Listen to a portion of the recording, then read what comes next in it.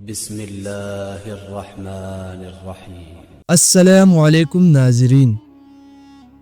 ناظرین ذوالقرنین اور یاجوج و ماجوج کا واقعہ۔ ذوالقرنین کا نام سکندر ہے۔ یہ حضرت خضر علیہ السلام کے خالازاد بھائی ہیں۔ حضرت خضر علیہ السلام ان کے وزیر اور جنگلوں میں علمبردار رہے ہیں۔ یہ حضرت سام بن نوح علیہ السلام کی اولاد میں سے ہے اور یہ ایک بڑھیا کے اکلوتے فرزند ہیں۔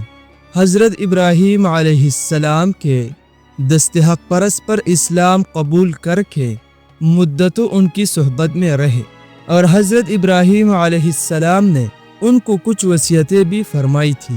صحیح قول یہی ہے کہ یہ نبی نہیں ہے بلکہ ایک بندہ صالح ہے جو ولایت کے شرف سے سرفراز ہے۔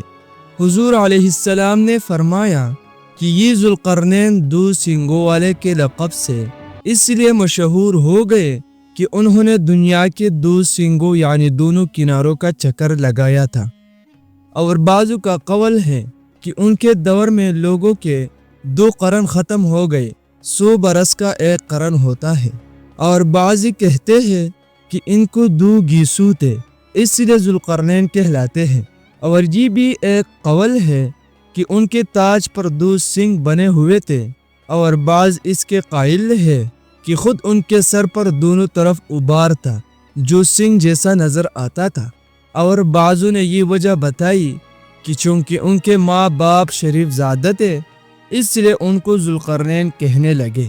اللہ تعالیٰ نے ان کو تمام روئی زمین کی بادشاہی عطا فرمائی تھی۔ دنیا میں کل 4 بادشاہ ایسے ہوئے ہیں جن کو پوری زمین کی پوری بادشاہی ملی۔ ان میں 2 مومنین تھے اور 2 کافر۔ مومنین تو حضرت سلیمان علیہ السلام اور ذوالقرنین ہے، اور کافر ایک بخت نصر اور دوسرا نمرود ہے، اور تمام روئی زمین کے 5ویں بادشاہ اس امت میں ہونے والے ہیں جن کا اسم گرامی حضرت امام مہدی علیہ السلام ہے۔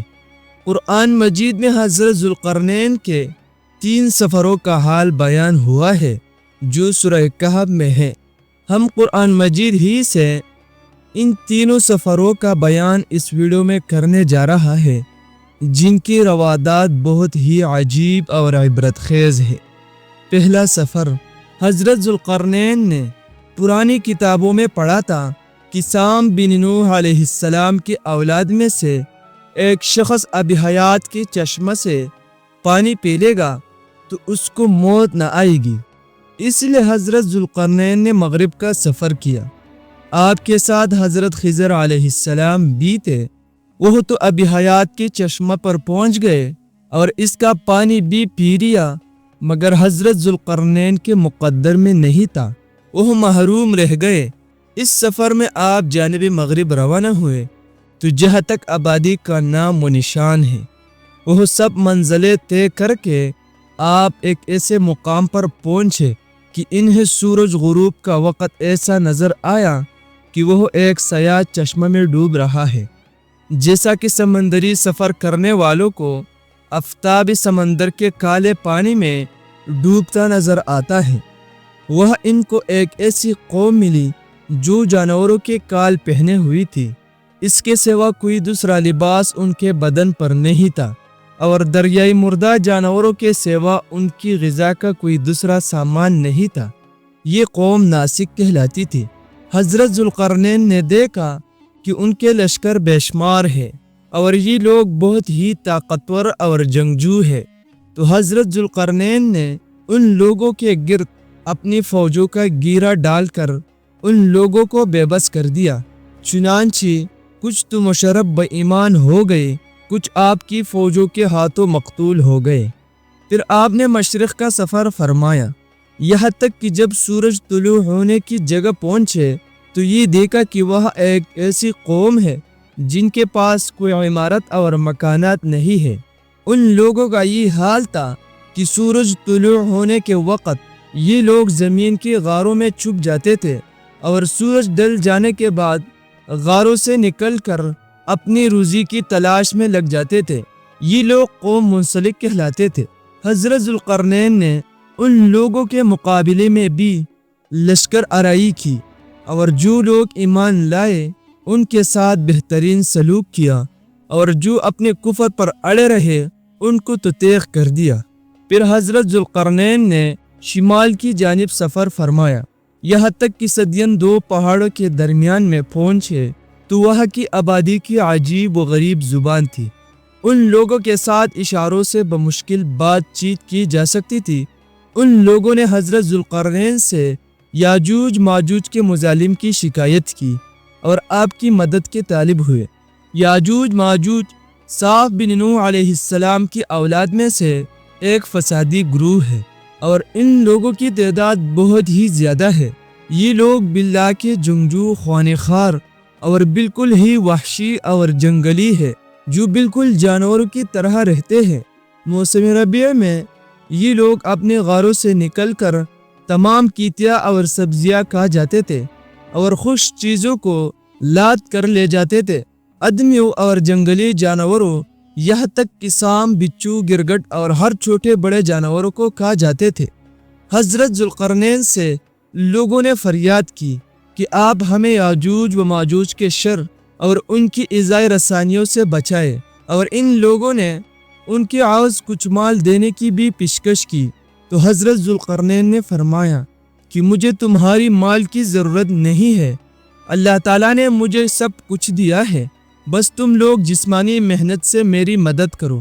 چنانچہ آپ نے دونوں پہاڑوں کے درمیان بنیاد کھدوائی۔ جب پانی نکل آیا تو اس پر پگھلائے تانبے کی گارے سے پتھر جمائے گئے اور لوہے کے تختے نیچے اوپر چن کر ان کے درمیان میں لکڑی اور کوئلہ بروا دیا اور اس میں آگ لگوا دی۔ اس طرح یہ دیوار پہاڑ کی بلندی تک اونچی کر دی گئی اور دونوں پہاڑوں کے درمیان کوئی جگہ نہ چھوڑی گئی۔ پھر پگھلایا ہوا تانبا دیوار میں پلا دیا گیا، جو سب مل کر بہت ہی مضبوط اور نہایت مستحکم دیوار بن گئی۔ حدیث شریف میں ہے کہ یاجوج و ماجوج روزانہ اس دیوار کو توڑتے ہیں اور دن بھر جب محنت کرتے کرتے اس کو توڑنے کے قریب ہو جاتے ہیں تو ان میں سے کوئی کہتا ہے کہ اب چلو باقی کل کو توڑ ڈالیں گے۔ دوسرے دن جب وہ لوگ آتے ہیں تو خدا کے حکم سے وہ دیوار پہلے سے بھی زیادہ مضبوط ہو جاتی ہے۔ جب اس دیوار کے ٹوٹنے کا وقت آئے گا تو ان میں سے کوئی کہے گا کہ اب چلو انشاءاللہ تعالیٰ کل اس دیوار کو توڑ ڈالیں گے۔ ان لوگوں کو انشاءاللہ تعالیٰ کہنے کی برکت اور اس کلمے کا یہ ثمرہ ہوگا کہ دوسرے دن دیوار ٹوٹ جائے گی۔ یہ قیامت قریب ہونے کا وقت ہوگا۔ دیوار ٹوٹنے کے بعد یاجوج و ماجوج نکل پڑیں گے اور زمین میں ہر طرف فتنہ فساد اور قتل و غارات کریں گے۔ چشموں اور تالابوں کا پانی پی ڈالیں گے اور جانوروں اور درختوں کو کاٹ ڈالیں گے۔ زمین پر ہر جگہوں میں پھیل جائیں گے۔ مکہ مکرمہ و مدینہ طیبہ، بیت المقدس، ان تینوں شہروں میں یہ داخل نہ ہو سکیں گے۔ پھر حضرت عیسیٰ علیہ السلام کی دعا سے ان لوگوں کی گردنوں میں کیڑے پیدا ہو جائیں گے اور یہ سب ہلاک ہو جائیں گے۔ قرآن مجید میں ہے یہاں تک کہ جب کولے جائیں گے یاجوج و ماجوج اور وہ ہر بلندی سے ڈلکتے ہوں گے۔